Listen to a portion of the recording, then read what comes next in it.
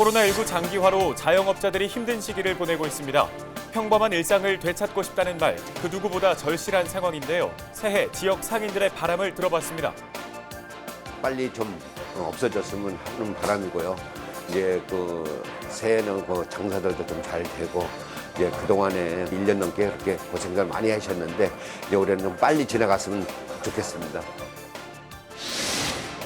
은평구 시민사회단체가 은평구의회 예산심사 과정을 문제 삼고 있습니다. 주민 참여 예산을 삭감하거나 개수 조정 과정을 비공개한 내용 때문인데요. 보다 많은 투명성을 요구하고 있습니다. 최근 아동학대 사건이 사회적 이슈가 되면서 지역 복지행정당국도 아동보호 정책을 강화하고 있습니다. 은평구청 가족정책과 아동보호팀장 연결해 지역 상황 살펴보겠습니다.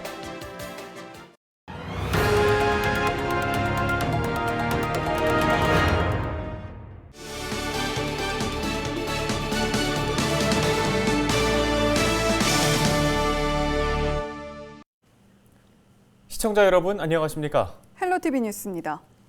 2021년 신축년 새해가 밝았지만 코로나19의 어두운 터널은 여전히 이어지고 있습니다. 먼저 지난 한 주 동안 서울의 코로나19 발생 현황을 살펴보겠습니다. 지난주 서울의 코로나19 하루 평균 확진자 수가 그 전주보다는 줄었는데요. 지난 한 주 서울의 하루 평균 확진자 수는 340명, 그 전주 388.6명보다는 감소했지만 여전히 높은 수치입니다. 감염 재생산 지수도 살펴보죠. 확진자 1명이 주변에 몇 명을 감염시켰는지 나타내는 수치인데요. 전주 1.05에서 지난주 0.99로 감소했습니다. 감염 경로가 불명확해 조사 중인 확진자 수의 비율은 전체 확진자의 25.2%, 4명 중 1명꼴로 감염 경로를 알 수 없는 상태입니다. 이 비율은 그 전보다는 31.9%보다 감소했지만 여전히 큰 비중을 차지합니다. 네, 이처럼 연말 연시 특별 방역 강화 대책의 효과가 나타나는 듯 하지만 아직은 안심할 수 없겠죠. 특히 구치소와 요양병원 등의 집단 감염 여파로 확진자는 계속 늘고 있는데요. 동부구치소에서는 121명이 무더기로 확진 판정을 받았고 양천과 구로, 종로구 등에서도 요양시설에서 확진자가 증가하고 있습니다. 서울 등 수도권 지역의 5인 이상 사적 모임 금지와 사회적 거리두기 2.5단계 조치는 오는 17일까지 연장됐는데요. 방역당국은 방역 수칙 준수를 거듭 당부했습니다. 서울시 전체 확진자가 2만 명을 넘었고 새해에도 200에서 300명대로 계속 발생하고 있고 사망자가 급증하는 코로나19 확산세가 여전히 기승을 부리고 있습니다. 코로나19 확산세를 반전시키기 위해 1월 17일까지 시행되는 5인 이상 사적 모임 금지와 사회적 거리두기 2.5단계에 적극 협조해 주시기 바랍니다.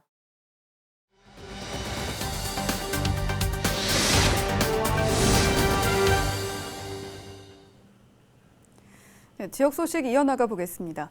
김남우 아나운서, 네. 이 새해에는 좀 다시 듣고 싶지 않다 이런 뉴스가 있다면 어떤 것들이 있을까요? 네, 아무래도 올해에는 코로나19 4차 대유행 이런 뉴스는 좀 전해드리지 않았으면 좋겠다는 생각이 들고요. 또 지난 주말에 포털사이트 실시간 검색어에 오르기도 했었던 우리 지역에서 발생한 이 입양 아동 학대 사건 이런 뉴스, 안타까운 뉴스는 좀 안 전해드렸으면 좋겠다는 생각이 듭니다. 네, 그렇죠. 다들 기억하실 겁니다. 많은 이들의 공분을 샀고 지금까지도 그 파장에 이어지고 있는데요. 각종 소셜미디어에서는 정의나 미안해 해시태그 운동도 진행 중이죠. 아동학대 예방에 대한 중요성이 점점 대두되고 있는데요. 지자체에서도 아동 보호 시스템을 강화하고 있습니다. 네, 은평구 역시 마찬가지입니다. 은평구청 가족정책과의 이태선 아동보호팀장 연결해서 자세한 내용 살펴보겠습니다. 팀장님 안녕하십니까? 네, 안녕하세요. 네, 우선 은평구의 아동학대 현황이 어떤지부터 듣고 싶습니다. 네, 우리 은평구는 매년 아동학대 신고 건수와 학대 판단 건수가 증가 추세에 있습니다. 올해 초까지만 해도 아동학대 신고 건수가 서울시 25개 자치 중에서 세 번째 정도였는데 최근에 코로나19 확산 영향으로 아동들이 집에서 머무는 시간이 늘어남에 따라서 아동학대 신고 건수가 현저히 증가했고 현재는 서울시 자치구 중에 두 번째로 많은 아동학대 신고 건수를 기록하고 있습니다.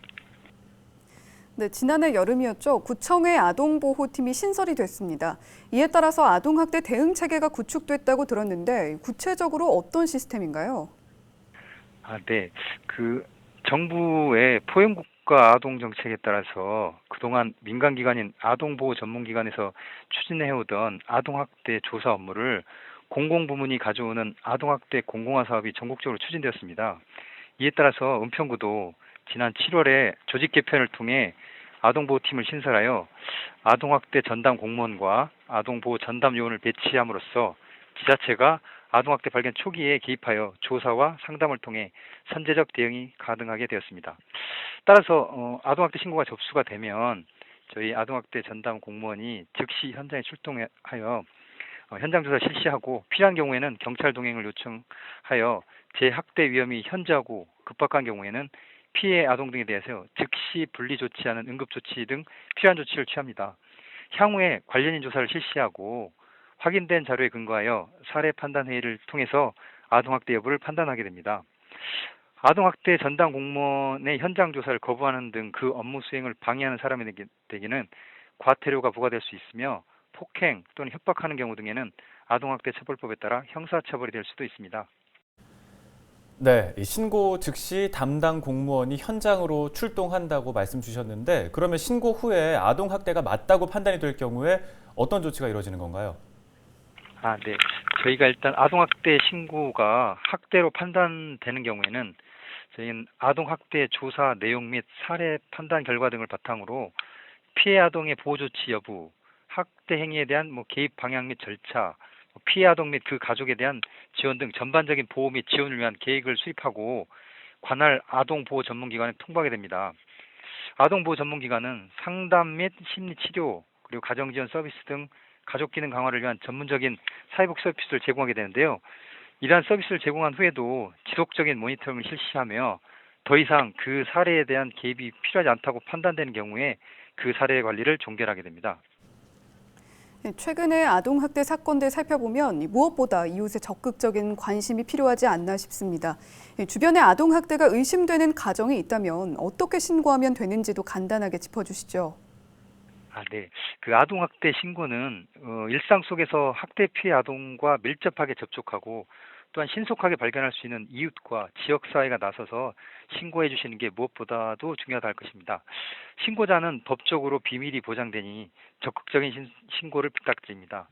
누구든지 주변에 학대가 의심되는 사례를 발견하면 즉시 112 신고 전화를 통해 경찰서로 신고해 주시면 되겠습니다. 2021년 1월부터는 은평구에 아동학대 긴급전화가 24시간 운영될 예정이니까 733-1391로 함께 신고 전화를 주셔도 되겠습니다. 네, 감사합니다.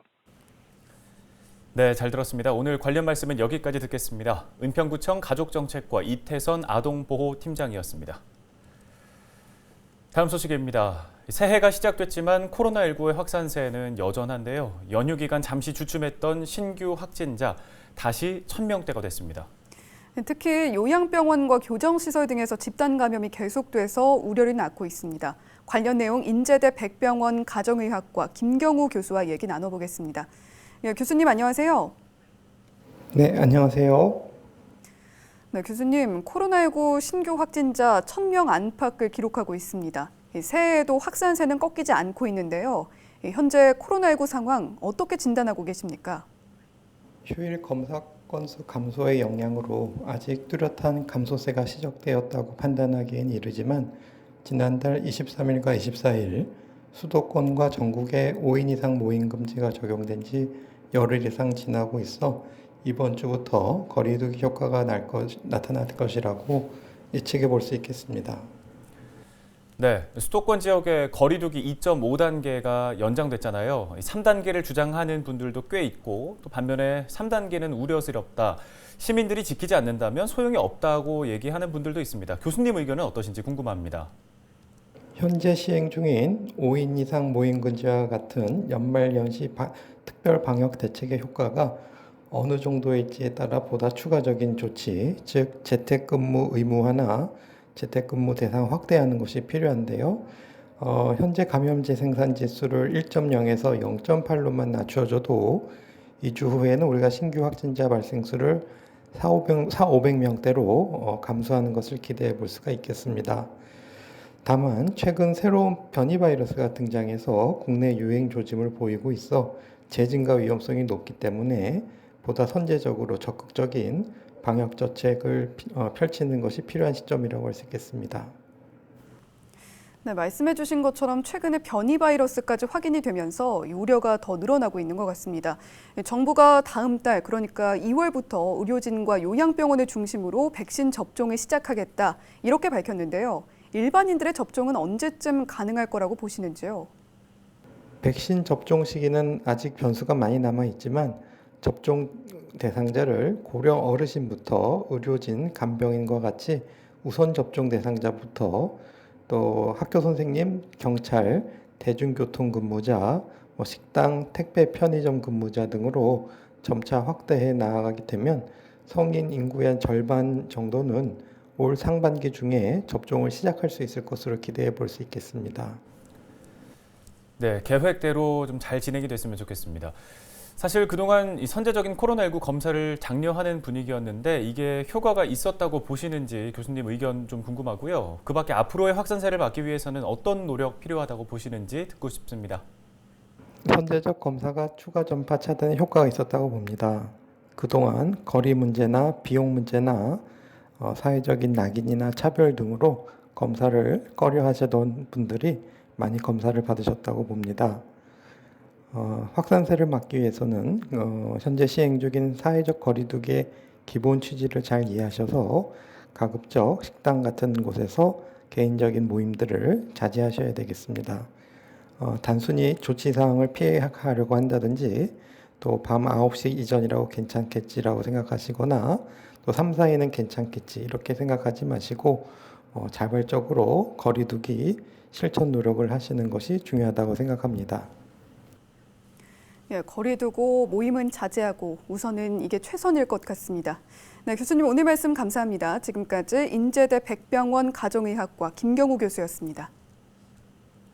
다음 소식입니다. 코로나19 장기화로 자영업자들이 힘든 시기를 보내고 있는데요. 평범한 일상을 되찾고 싶다는 말, 그 누구보다 절실한 상황입니다. 네, 지난해 명절부터 연말 연시까지 대목이 사라져버린 상인들의 새해 소망을 들어봤는데요. 심다혜 기자가 전해드립니다. 예년 같으면 떡국떡을 사기 위한 손님 발길로 붐볐을 떡집. 올해는 한산합니다. 떡집을 운영하는 변세근 씨. 가족 모임 등 당연했던 일상을 되찾는 게 새해 가장 큰 소망입니다.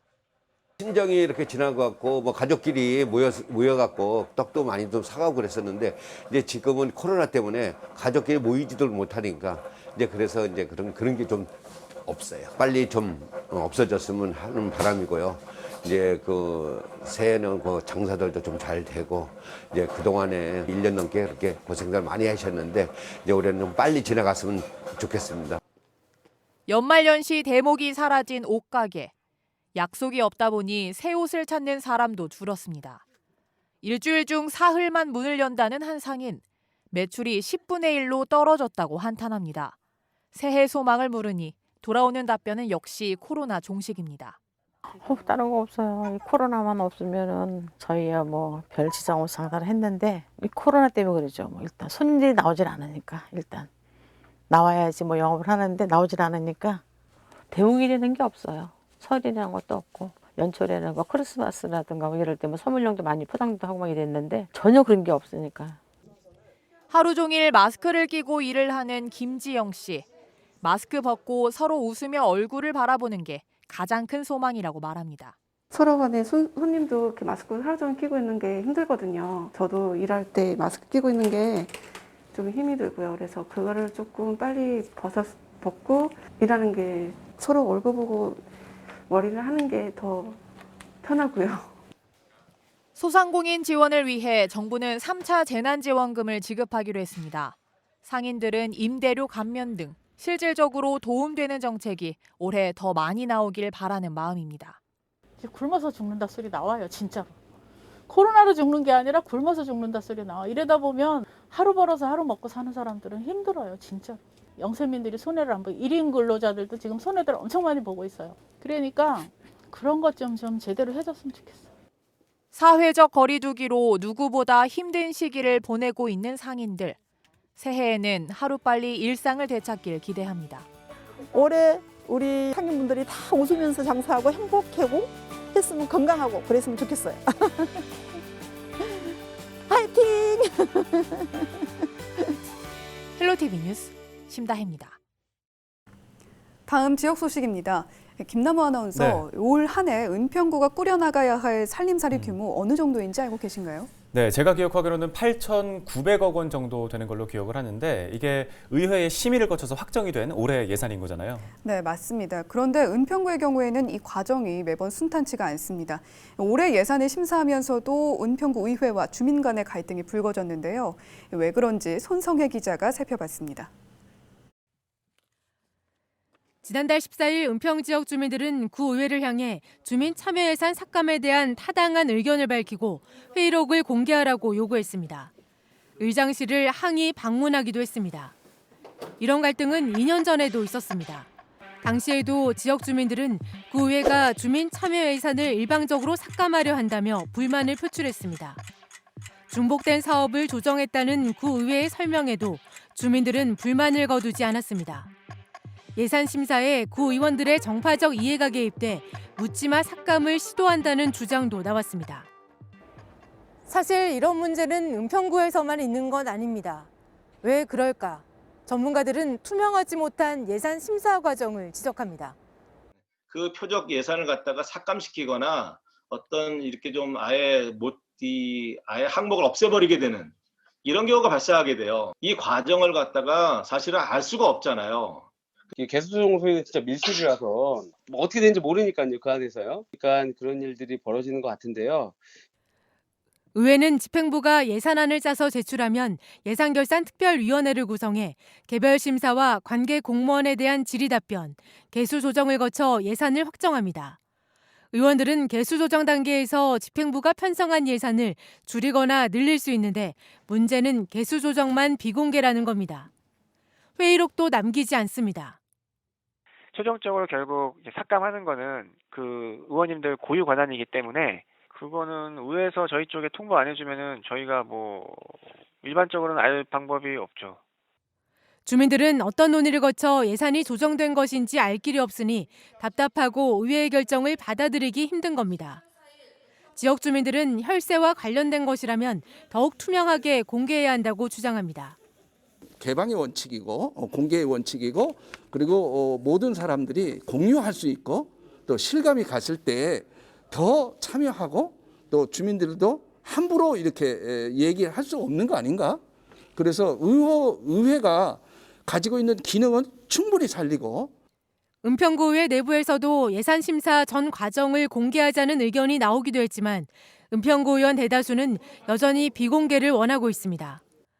예산결산특별위원회는 본회의와 상임위원회와 달리 실시간 인터넷 중계 대상에도 포함시키지 않았습니다.